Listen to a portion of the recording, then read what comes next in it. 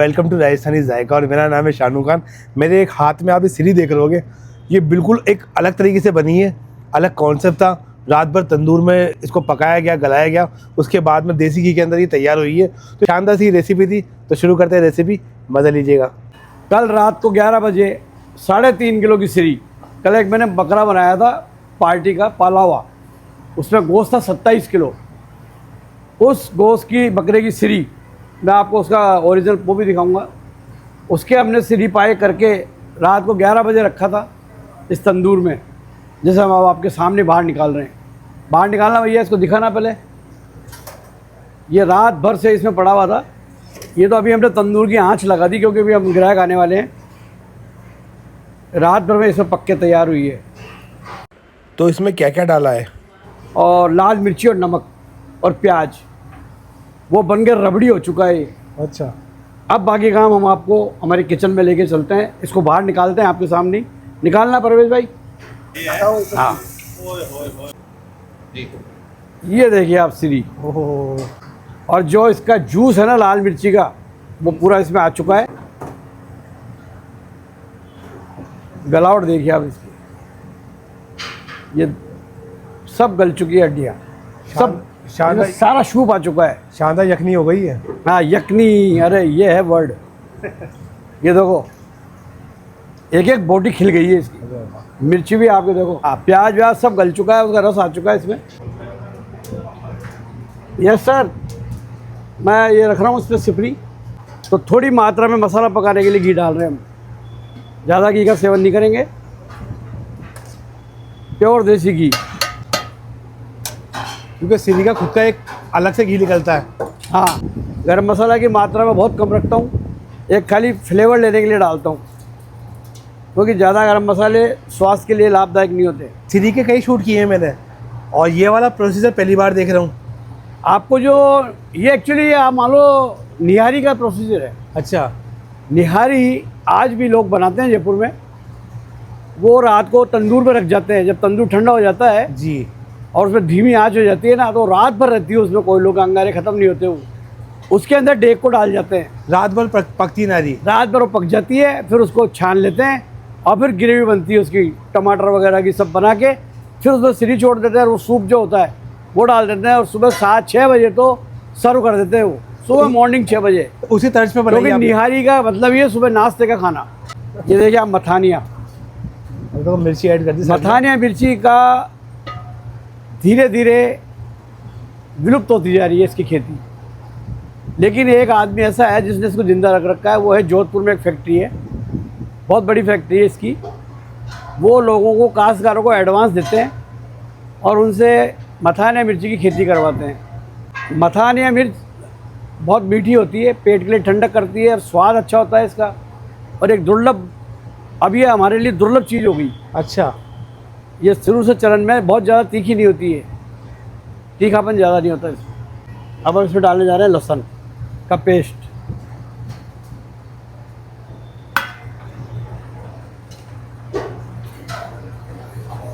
अच्छा, लहसुन का जो फ्लेवर होता है ना, वो भी अपने आप में एक बहुत ही शानदार फ्लेवर होता है। लहसुन तो शरीर के लिए रामबाण है जी। रेगुलर एक कच्चा लहसुन आप सुबह चबा लीजिए और ठंडा पानी पी लीजिए, आपका हार्ट बिल्कुल सही रहेगा। ब्लड सर्कुलेशन को खोलता है, खोलता लहसुन। जब हम मिर्ची के फ्लेवर भी इसमें आ जाएंगे और लहसुन का फ्लेवर भी इसमें आएगा गरम मसालों के साथ साथ, वाइट से ब्राउननेस में आ जाएगा जब हम इसमें दही डालेंगे। ये लहसुन हमारा ब्राउन हो चुका है। अब इसको ज़्यादा ब्राउन भी नहीं करना चाहिए क्योंकि फिर कसायला हो जाता है। जी। ये हम डालने जा रहे हैं इसमें दही।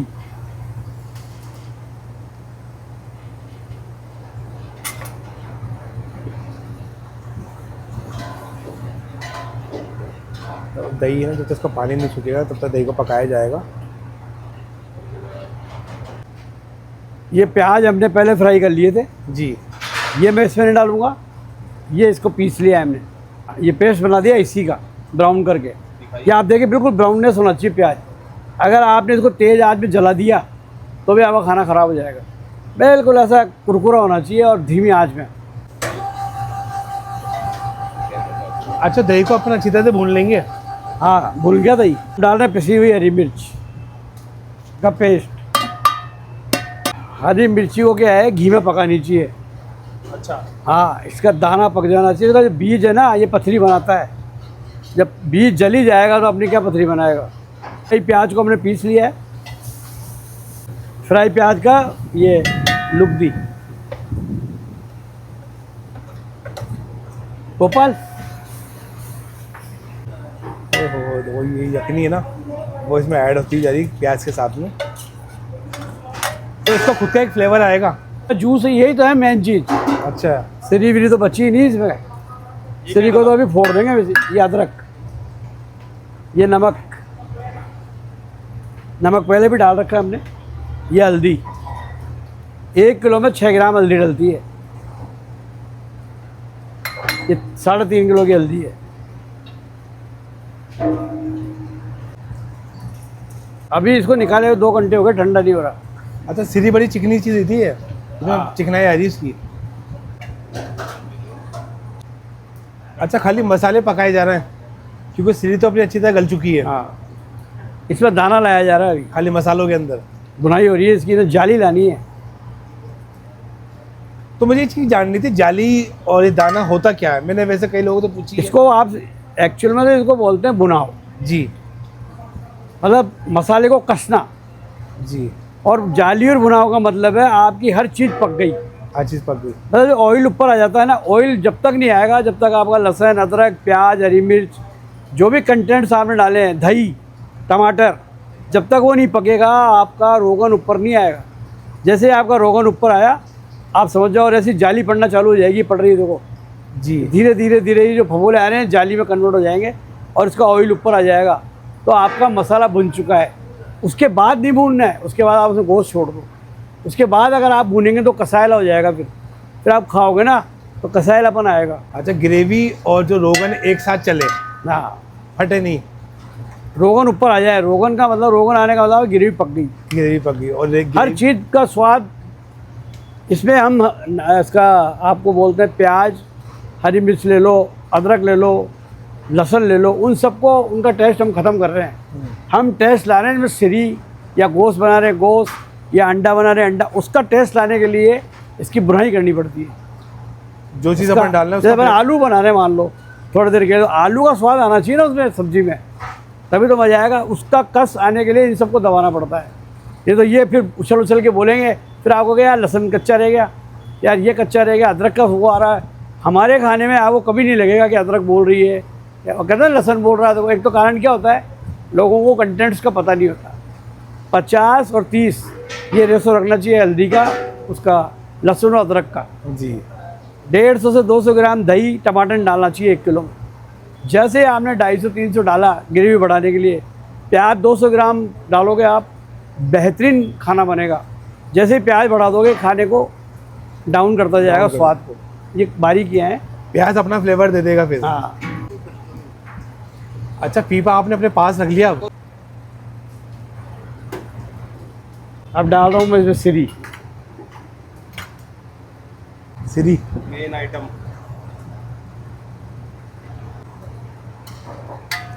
सीरी को बाद में पका के फोड़ेंगे इसमें। ओहो, ये देखो गलाव, देखो आप, गलाव इतना जबरदस्त गलाव हो चुका है। देखो अब आपको एक मेन बात बताता हूँ। जी। आप सीरी बनाओ ना खुद, हाँ। तो ये इसकी जीप है। जबान। अगर आपकी जीप गल गई तो आपकी सीरी पक गई है। जीप है, जीप सबसे पहले मतलब गल लीजिए। अच्छा, सबसे बाद में गलती है। बहुत से लोग जीप को बड़े शौक से खाते हैं। हाँ, नहीं गल, इसी से पता पड़ता है गलावटी। देखो पीस, देखो आप, ये देखो सीरी। अच्छी खासी बड़ी सीरी है, भारी सीरी है। हाँ, ये बकरा ही 30 किलो का था, 35 किलो का। 27 किलो बनाया था मैंने तो कोरमा। अच्छा जी। वाह वाह हो गई, कम पड़ गया वहाँ। ये देखो बना के भेजा था फार्म हाउस पे। आज तो सीरी में ही वाह वाह होगी जिस हिसाब से बन रही है। मैंने छनवा लिया उसको। ये लास्ट बचा है सीरी का हिस्सा, ये मैं डाल रहा हूँ उसमें ना।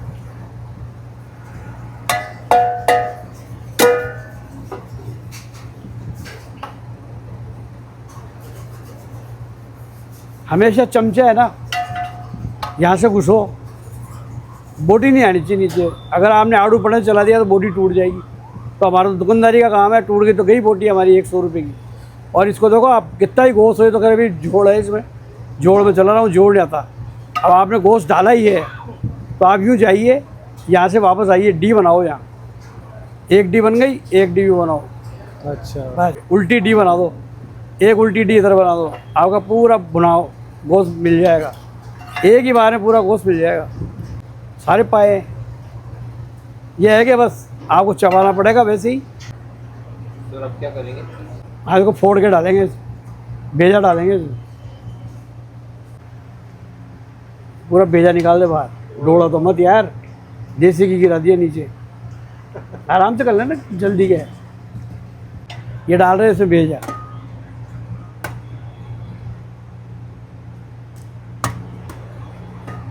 ये होता है मेन बेजा। ये इतनी बड़ी सीरीज ले निकला, इतना नहीं, इतना सा बेजा निकलता है।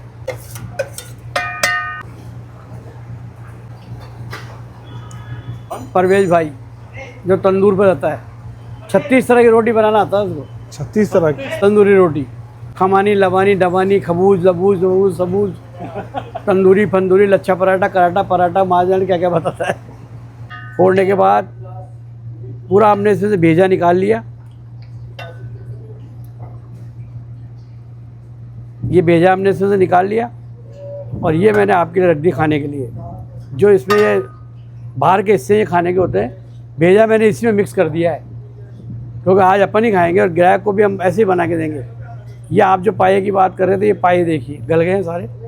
ये पाया मैं इसी में फिट कर देता हूँ, इधर उधर दबागेगा नहीं।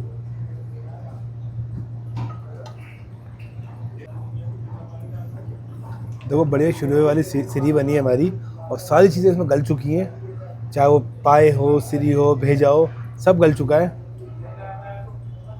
शानदार रेसिपी। अच्छा, बिल्कुल अलग तरह से रेसिपी हुई है, जो आज तक मैं कई तरह की सीरी की रेसिपी दिखा चुका हूँ आप लोगों को। ये बिल्कुल उससे यूनिक था क्योंकि कॉन्सेप्ट बिल्कुल नया था। ये लो साहब, मैं यहाँ रख रहा हूँ, मैं एक बार नीचे गैस करें। जी सर, आप नीचे आ जाना बाहर। ये देखो।